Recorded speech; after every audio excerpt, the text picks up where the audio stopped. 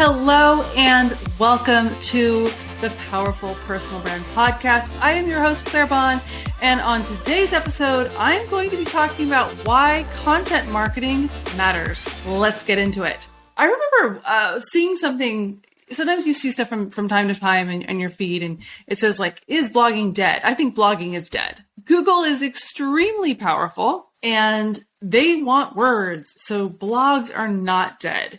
If everyone searches online, and 90% of them, especially in the US, are going to be using Google.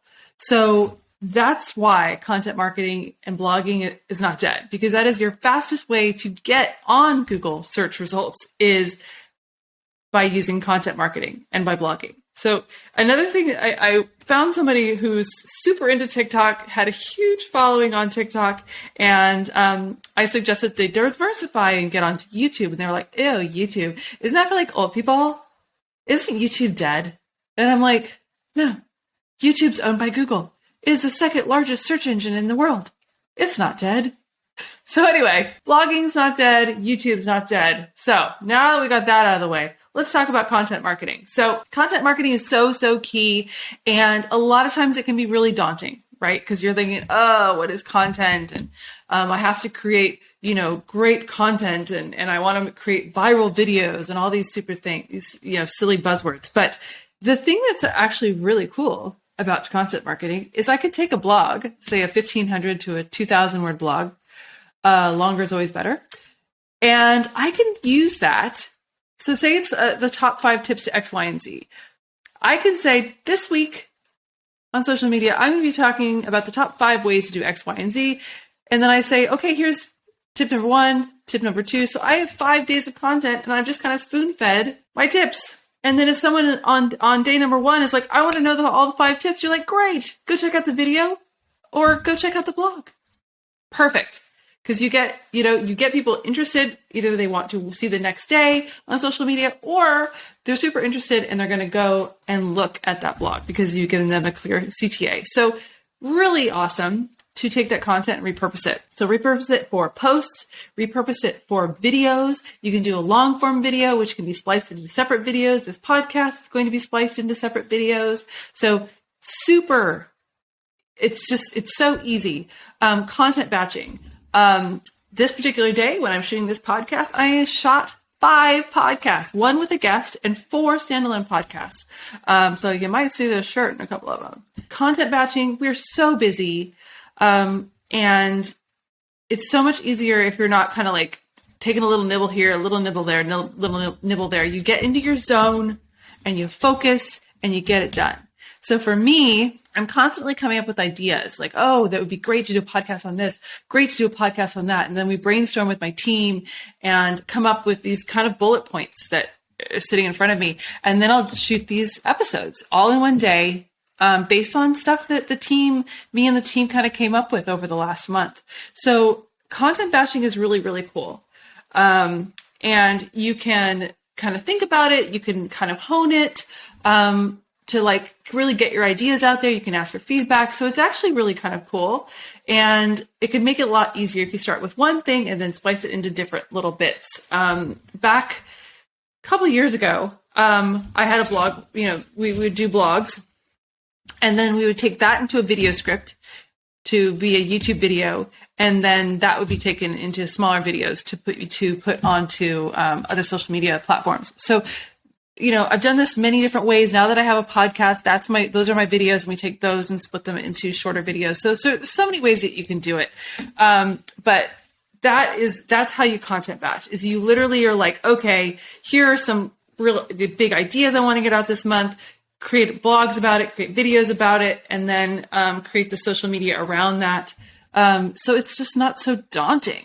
Content marketing is really, really key. And when you're creating content that is answering people's questions, it gets people intrigued. They want to learn more. So let's talk about the 3 ways, three big kind of pillars for content marketing. The first one is SEO content. So SEO, this is your blogs and your YouTube. I talk about this a lot. You're going to want to answer people's questions. So you can go to Answer the Public. You can go to Uber Suggest. You want to figure out what people are actually searching for. just off the top of my head, personal branding.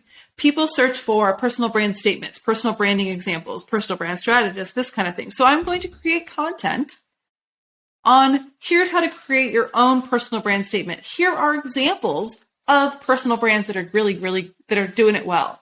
And here's why you should hire a personal brand strategist. So it's all focused on SEO. And so you're going to want to follow all the SEO stuff, make sure that you've keyworded everything and things like that. YouTube is the same exact way. So that's why a lot of times the blog and the YouTube video will go hand in hand because you already SEO'd it for your video. For your blog. So you can just easily turn that into a video. The next thing is you want to have like kind of your value-based content.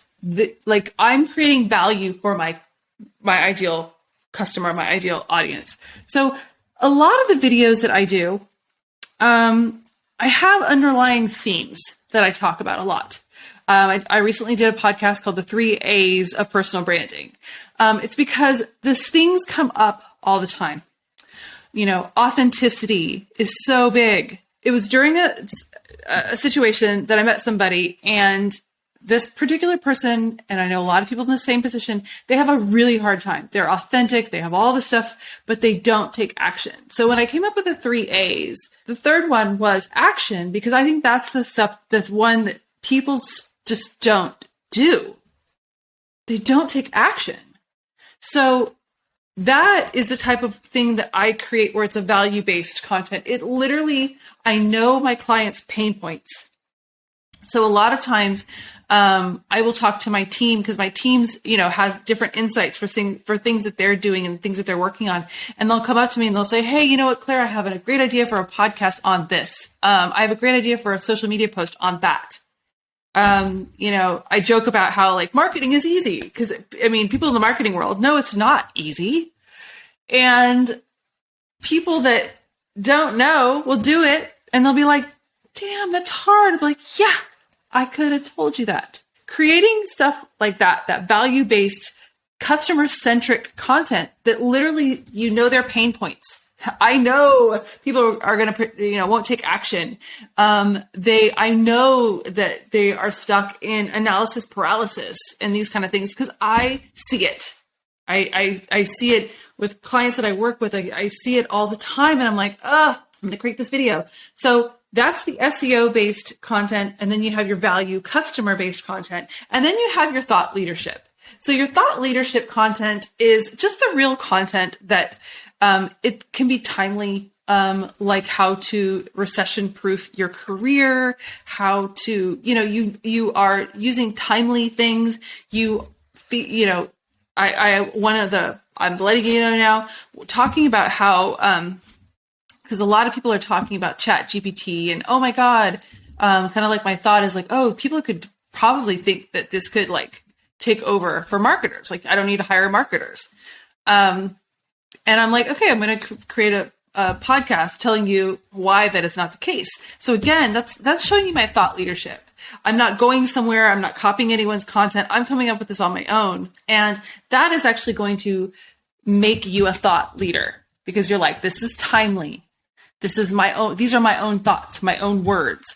Funny enough, I did a podcast on copycats.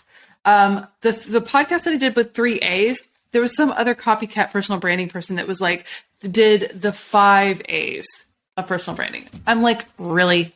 After I did mine. You're like, what a loser. But anyway, be a thought leader, be the forefront. Don't, obviously sometimes you might have see something, you're like, ooh, that's cool, I should do that. But get out there, share your thoughts. Don't be afraid to share your thoughts. And that is going to increase, obviously your thought leadership and the likelihood of you getting picked up for press and for speaking engagements because they only want thought leaders. They want leaders. They don't want followers in those particular opportunities. So when you're doing content marketing, the things to remember, the 3 kind of buckets, areas of content that you want to think about are SEO content. You want to think about the content that speaks to your client specifically, your ideal client speaks to their pain points. And then the third piece of content is that thought leadership content.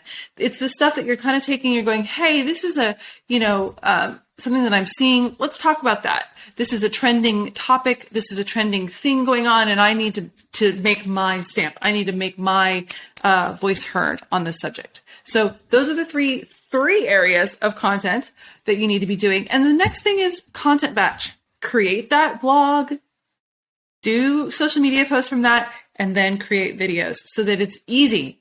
Because if it's hard, you won't do it. So do it, make it easy, make it fun. There you go. Content marketing. It's not dead. It's just hard, which is why people probably go like, it's dead, because I don't want to do it. So I'm just going to tell everyone it's dead. So I feel better. Unfortunately, it's not dead. So, yeah, get on that content marketing. And anyway, thank you so much for listening and watching, and I will see you in the next episode. Bye.